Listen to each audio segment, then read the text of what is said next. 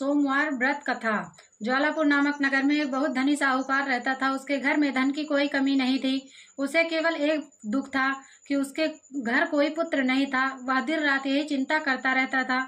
वह पुत्र पाने की कामना से प्रत्येक सोमवार को शिव जी का व्रत और पूजन करता था तथा संध्या काल में शिव मंदिर में जाकर भगवान शिव जी के सामने दीपक जलाता था। उसके इस भक्ति भाव को देखकर एक दिन माता पार्वती जी ने भगवान शिव से कहा, प्रभु, यह साहूकार आपका अनन्य भक्त है और सदैव आपका व्रत और पूजन श्रद्धा पूर्वक करता है। आपको इसकी मनोकामना अवश्य पूरी करनी चाहिए। माता पार्वती की बात सुनकर शिव जी ने कहा, हे पार्वती, यह संसार कर्म क्षेत्र है। जिस प्रकार किसान खेत में जैसा बीज बोता है वैसा ही फल काटता है, उसी प्रकार इस संसार में हर व्यक्ति अपने कर्मों के अनुसार ही फल भोगता है। तब माता पार्वती ने अत्यंत आग्रह के साथ कहा, प्रभु, यह साहूकार आपका अनन्य भक्त है और यदि इसे कोई दुख है तो वह दुख आपको अवश्य ही दूर करना चाहिए, क्योंकि आप सदैव अपने भक्तों पर दयालु रहकर उनके दुखों को दूर करते हैं। यदि आप ऐसा नहीं करेंगे तो मनुष्य आपकी सेवा और व्रत क्यों करेंगे। माता पार्वती का ऐसा आग्रह देखकर भगवान शिव जी ने कहा, हे पार्वती, इस साहूकार के कोई पुत्र नहीं है। इसी चिंता में यह दुखी रहता है। इसके भाग्य में पुत्र न होने पर भी मैं इसे पुत्र की प्राप्ति का वर देता हूँ, पर मैं इस पुत्र की आयु केवल 12 वर्ष की होगी। इसके पश्चात वह मृत्यु को प्राप्त हो जाएगा। इसके लिए इससे अधिक मैं और कुछ नहीं कर सकता। यह सारा वार्तालाप साहूकार सुन रहा था। इससे उसे न तो कोई प्रसन्नता हुई और न ही दुख हुआ।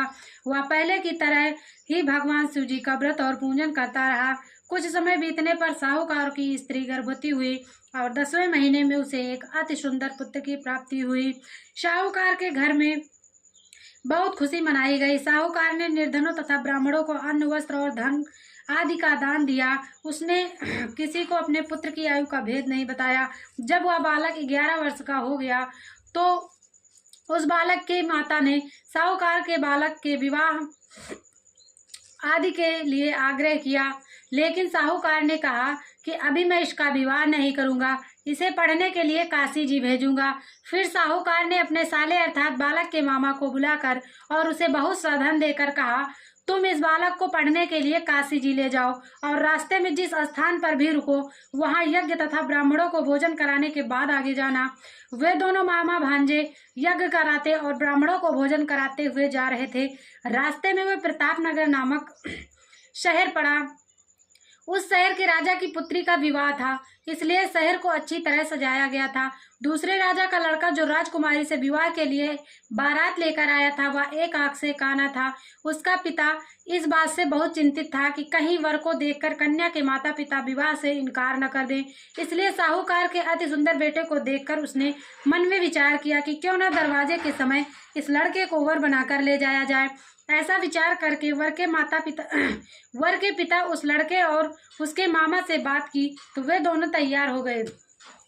फिर उस लड़के को दूल्हे के कपड़े पहनाकर तथा घोड़ी पर चढ़ाकर दरवाजे पर ले गए और सारा कार्य प्रसन्नता से पूरा हो गया। फिर वर के पिता ने सोचा कि विवाह कार्य भी इसी लड़के से करा लिया जाए। ऐसा सोचकर उसने लड़के और उसके मामा से कहा, यदि आप फेरों और कन्यादान के काम को भी पूरा करा दें तो आपकी बड़ी कृपा होगी।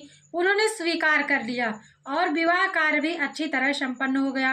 परंतु जाते समय लड़के ने राजकुमारी की चुनरी के पल्ले पर लिख दिया, तुम्हारा विवाह तो मेरे साथ हुआ है, लेकिन जिस राजकुमार के साथ तुम्हें भेजा जाएगा वह एक आंख से काना है। मैं काशी जी पढ़ने जा रहा हूँ।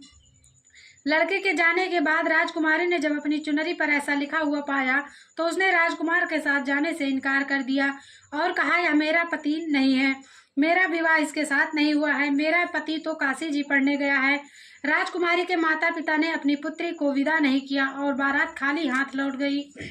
उधर साहूकार का लड़का और उसका मामा काशी जी पहुंचे।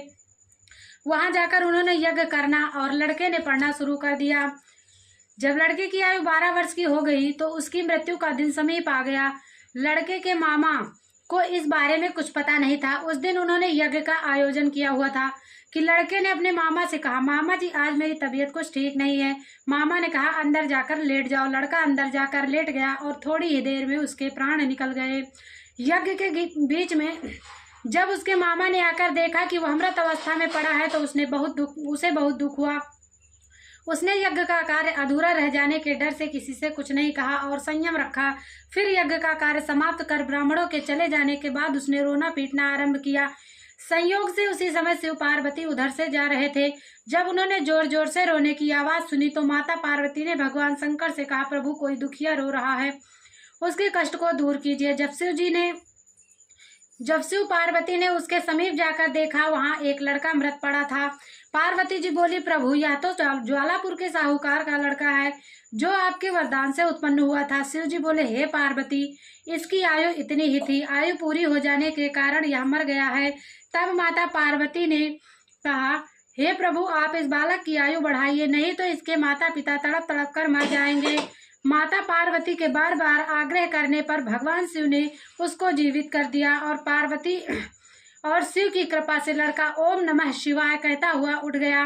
भगवान शिव और माता पार्वती कैलाश पर्वत को चले गए। तब वह लड़का और उसका मामा उसी प्रकार यज्ञ कराते तथा ब्राह्मणों को भोजन कराते हुए अपने घर की ओर चल दिए। रास्ते में वो प्रताप नगर नामक शहर पहुंचे और वहां पर आकर उन्होंने यज्ञ आरंभ कर दिया। जब वहां का राजा उधर से गुजरा तो उसने उस लड़के को तुरंत पहचान लिया और उसने अपने महल में उन दोनों को ले गए और उन दोनों का बहुत आदर सत्कार किया। साथ ही बहुत सा धन आभूषण और वस्त्र देकर उन्हें राजकुमारी के साथ विदा किया। जब वे अपने शहर के निकट पहुंचे तो मामा ने कहा कि मैं पहले तुम्हारे घर जाकर सूचना दे आता हूँ। जब उस लड़के का मामा घर पहुंचा तो साहूकार और उसकी पत्नी घर की छत पर बैठे थे और उन्होंने यह प्रण कर रखा था कि यदि हमारा पुत्र सकुशल लौट आया तो हम नीचे आ जाएंगे, नहीं तो छत से कूदकर अपने प्राण त्याग देंगे। इतने में लड़के के मामा ने आकर बताया कि आपका पुत्र सकुशल वापस आ गया है, तो उसको विश्वास नहीं हुआ। तब मामा ने शपथ पूर्वक कहा कि आपका पुत्र अपनी पत्नी के साथ आया है। तो सेठ अपनी पत्नी और सगे संबंधियों के साथ जाकर नगर द्वार तक गया और आनंद के साथ उसका स्वागत कर उसे घर ले आया। वे बड़ी प्रसन्नता के साथ रहने लगे। इसी प्रकार जो व्यक्ति सोमवार का व्रत करके भगवान शंकर तथा माता पार्वती का पूजन करता है अथवा इस कथा को पढ़ता है या सुनता है, उसके सारे दुख दूर हो जाते हैं और उसकी समस्त मनोकामनाएं पूर्ण होती हैं। इत 16 सोमवार व्रत कथा समाप्त।